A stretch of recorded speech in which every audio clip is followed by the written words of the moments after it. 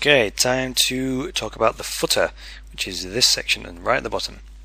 So we're on the footer tab now, and you would believe it, all the same sort of tools. We've got a suggestion tool to generate one for us.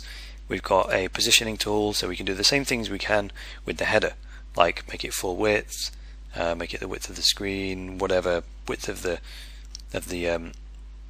whole sheet, or just inside the sheet, or whatever we want to do there.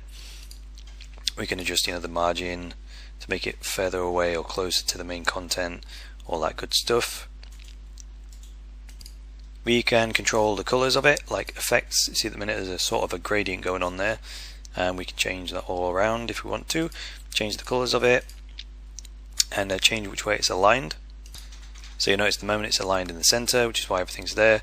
If we were to align it left, we could do that. We could align it to the right, but ordinarily I'd align your footer in the center.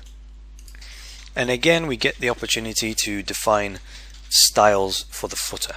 So a hyperlink a link in the footer, how should that be styled?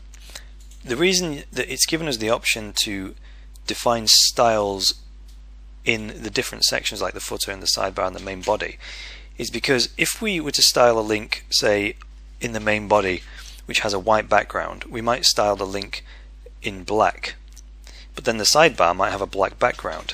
So if it automatically applied the link styling across the board, then you'd end up with links in the sidebar that were black on a black background. You wouldn't be able to see them, which is why we have to define a separate way of styling links in the sidebar.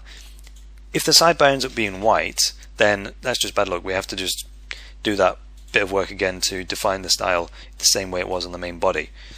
But like I've got here, my links in the footer, if they were black on the main page, they couldn't also be black in the footer because it just wouldn't work with this black footer.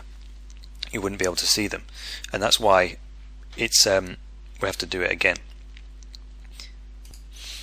But we only have to do it once. Once we set all the styles up, we need never change them again if we don't want to. All we have to do then is just actually input all the information into each of the pages, and then tell WordPress what that element is by highlighting it and then telling it whether it's a paragraph, whether it's a heading, whether it's a quote or bullet pointed list or whatever.